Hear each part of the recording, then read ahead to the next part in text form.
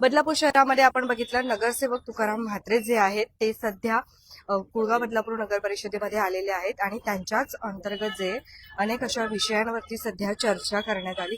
नेमके काय आहेत, कुठले विषय आहेत, आपण आता या लाईव्हच्या माध्यमातून जाणून घेणार आहोत. व्यावसायिकांसाठी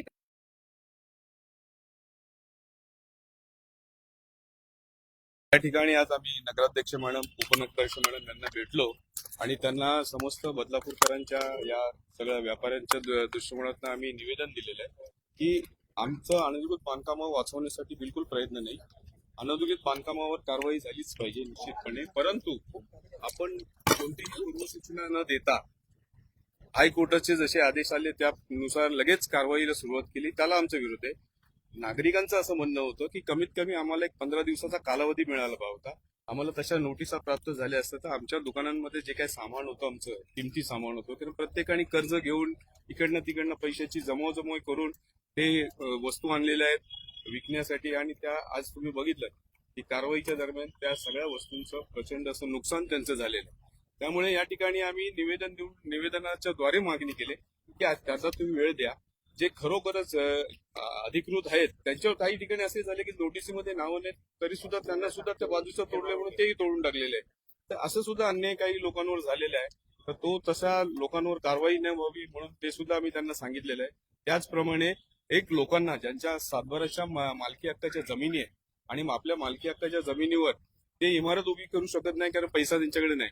त्यामुळे तिथेच थोडंसं व्यापार असण्यासाठी त्यांनी काही दुकानं विकाने टाकलेली असेल आणि त्या माध्यमातून आपलं उदरनिर्वाहाचं साधन ते करत असतील तर अशा लोकांना तुम्ही थोडीशी वेळ द्या, एक महिनाभराची मुदत द्या, नोटीस द्या आणि मुदत द्या आणि त्यांना सांगा की महिनाभरामध्ये तुमचा जो प्लान आहे त्याच्यावर जे काम करणार आहात त्याप्रमाणे तुम्ही तो नकाशा तुम्ही बांधकाम आमच्या नगररचना विभागाकडे सादर करा, त्याला आम्ही मंजुरी देऊ, म्हणजे ते बांधकाम सुद्धा अधिकृत होऊ शकतो नंतर.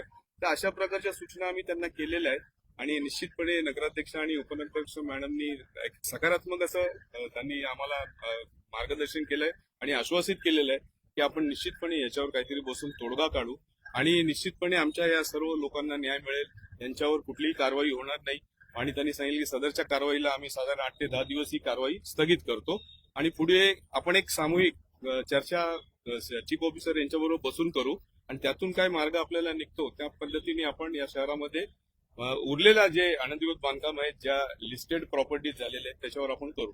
परंतु तोपर्यंत आमच्या या सर्व लोकांना त्यांनी एक आश्वासन दिलेलं की तुमच्या जे नाव तुमचं त्या अतिक्रमणाच्या लिस्टमध्ये आलेलं आहे त्या माध्यमातून आपण आपलं सामान योग्य त्या ठिकाणी हलवावं जेणेकरून आपलं नुकसान होणार नाही. असं एक चांगल्या प्रकारचं चर्चा आमचे नगरसेवक तुकाराम म्हात्रे आणि आमचे सर्व कार्यकर्ते, पदाधिकारी आणि आमचे व्यापारी, शेतकरी यांच्या माध्यमातून या ठिकाणी झाली.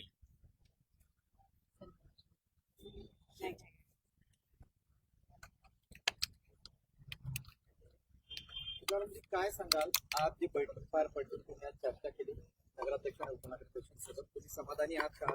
यावर जो काय तोडगा दिलेला आहे समाधानी राहण्यासाठी जो 8 दिवसाचा कालावधी दिला नक्कीच समाधानी नसेल, कारण 8 दिवसाचा कालावधी हा शॉर्ट पिरियड आहे. इथे जर ऑनलाईन जर प्रक्रिया जर करायची झाली तर मला वाटतं कोणतेही कागदपत्रे 2 ते 3 महिने लागतात. तर 2 ते 3 महिन्यात जर ऑनलाईन जी प्रक्रिया जर होत असेल तर 8 दिवसात हे दुकानदार कुठल्या परिस्थितीत ज्या स्वतःच्या प्रॉपर्टीवर आज आपल्या स्वतःच्या मालकी हक्काच्या जागेवर त्यांनी केलेलं बांधकाम जे 8-8, 10-10 वर्ष होतं ते आज उद्ध्वस्त करण्यात आलेलं आहे. ही कुठेतरी शासनाची एक चुकीची भूमिका आहे.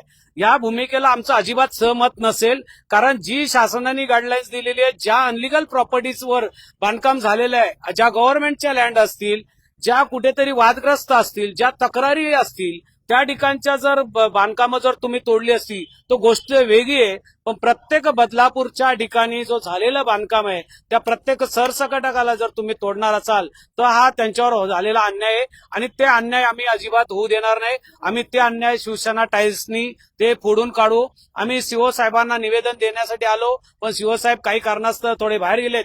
नगराध्यक्ष मॅडमने आश्वासन दिलंय सर्वांना. हे सर्व दुकानदार इथे उपस्थित आहेत. या दुकानदारांचं एकच म्हणणं आहे की दादा, कोरोना नंतर आम्ही कुठेतरी आज स्वतःच्या जागेमध्ये छोटा मोठा व्यवसाय करण्याचा प्लॅन केलाय. छोट्या मोठ्या घर बांधलेली आहेत. आम्ही कुठेतरी आमच्याकडे पैसे नाहीत बिल्डिंग बांधायला, आम्ही आमच्या वडिलांची जागा विकू शकत नाही, आम्ही पोरके होऊ शकत नाही या जागेवरून, म्हणून आम्ही कुठेतरी स्वतःच्या जागेवर व्यवसाय करतो. आणि अशा परिस्थितीत माझ्या आईचं मंगळसूत्र गहाण ठेवलंय, माझ्या बायकोचं मंगळसूत्र गहाण ठेवलंय, कोणी गाडी विकून धंदा सुरू केला होता. अशा परिस्थितीत या लोकांवर जो आज अन्याय झालेला आहे, त्यांची दुकानं तोडण्यात आलेली आहे, त्या दुकानदारांच्या सर्व पाठीशी शिवसेना खंबीरपणे उभी राहणार आहे आणि यापुढेही उभे राहून त्यांना न्याय देणार आहे.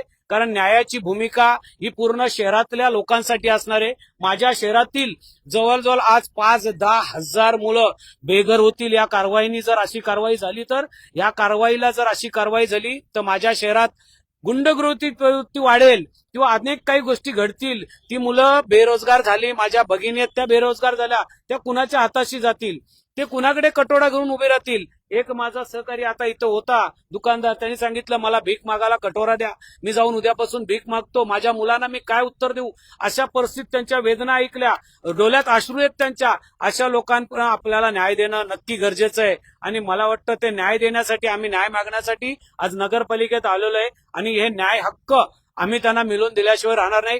जर हायकोर्टाच्या विरोधात सुप्रीम कोर्टात जरी जायची वेळ आली तरी आम्ही नक्की त्यांच्या सोबत असू आणि हा न्यायालयाची लढाई आम्ही न्यायालयात लढू. आणि ही लढाई जी चाललेली आहे ती थांबवण्याचं कारवाईचं भाग आम्ही शिवसेना स्टाईलनी करणार आणि त्यांना एक न्याय देणार. आणि बदलापूरची होणारी बेरोजगारी जी खरोखरच आमचं एकच मत आहे की कुठेतरी रस्त्यात अडथळा येत असेल ते बांधकाम तोडा, कुठे गटारावर अनलिगल बांधकाम झालं असेल ते तुम्ही तोडा, कुठे चौक सुशोभीकरण करायचं असेल त्या ठिकाणी तुम्हाला अडचण असेल ते तोडा.